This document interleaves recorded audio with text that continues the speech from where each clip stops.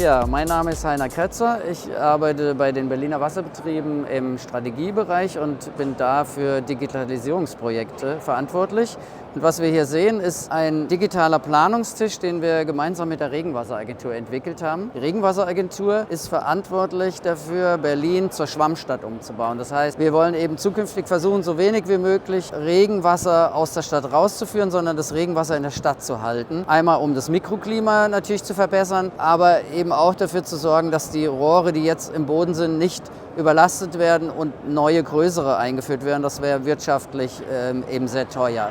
Und deswegen bedeutet es, dass die Regenwasseragentur sich auf Bezirksebene mit sehr vielen unterschiedlichen fachlichen Fraktionen, also mit Grünflächenamt, mit den Verkehrsplanern, mit den Stadtplanern und so weiter, aber auch mit unseren eigenen Entwässerungsexperten auseinandersetzen muss, um nach Lösungen zu ringen, um zu schauen, was ist die beste Lösung, um auf einer vorhandenen, versiegelten Fläche eine unversiegelte oder zumindest eine versickerungsfähige Fläche zu machen. Und das Schöne eben an diesem Tisch ist, der eben multitouchfähig ist, um einfach das zu ermöglichen, dass man kollaborativ mit mehreren Personen hier am Tisch arbeitet. Also in der Realität werden dann 8, 9 Personen hier am Tisch stehen und gemeinsam ausverhandeln, was für diesen Marktplatz am besten geeignet ist. Was wir jetzt als neues Feature eingeführt haben, ist, wir hatten hier parallel das Networks 4 Projekt vom DIFU, also Deutschen Institut für Urbanistik. Auch das Institut für sozioökologische Forschung ist daran maßgeblich beteiligt gewesen. Und die haben hier dieses schöne Kartenspiel entwickelt. Das fanden wir so interessant und auch clever gemacht, mit Unterstützung von Interactivescape. Diese schönen Chips bekommen haben, die mit den Original-Icons ausgestattet sind. Und die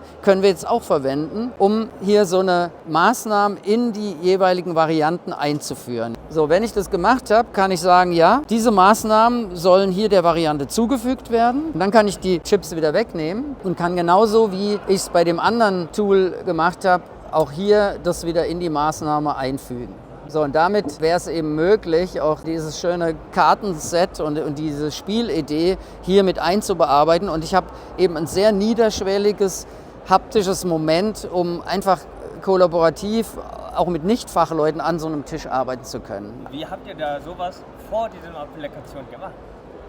Ja, davor haben wir, heute wird so gearbeitet, man trifft sich zu diesen Jahresgesprächen. Ja. Da haben wir uns ja auch die Arbeitsweise abgeguckt und es liegen Papierpläne auf dem Tisch. Natürlich hat man auch GIS zur Verfügung, ja, also, aber es müssen erstmal immer alle Daten gesucht werden und zusammengesammelt. Es gibt ja auch andere Dokumente, ja, Gutachten oder Steckbriefe zu den jeweiligen Maßnahmen. Und wo wir zurzeit dran sind, ist eben genau diese Dateninfrastruktur, dieses Content-Management-System aufzubauen, damit die Daten eben alle zusammenlaufen und dann für diesen Prozess zur Verfügung stehen. Was uns so gut gefällt, ist natürlich, dieses Tool ist für unsere Fachleute absolut super. Also die waren auch total begeistert davon und wir haben das jetzt ja sogar noch mal ein bisschen weiterentwickelt, weil noch mehr Maßnahmen dazu gekommen sind. Und für die Fachleute ist das auch völlig okay, weil die können sich unter diesen Icons sofort was vorstellen. Die wissen, was da dahinter steckt. Aber was wir an dem Networks 4 Thema so spannend finden, ist, da ist ja die Idee, es sind ja auch in so einem Beteiligungsprozess auch Leute in so eine Planung integriert, Bürger, Betroffene, die keine Fachleute sind. Und für die ist es eben wichtig, dass es so niederschwellig wie möglich ist. Und alleine schon der Unterschied, dass ich hier mehrere Klicks mache und wissen muss, wo klicke ich hin, ist eben ein Unterschied, ob ich jetzt hier so einen Chip hinlege und sofort sehe, ja, okay, so sieht es also aus. Also das heißt, wir denken, dass das einfach ein gutes Mittel ist, wie man digital und haptisch verbinden kann, um einfach eine effektivere Beteiligung auch hinzubekommen.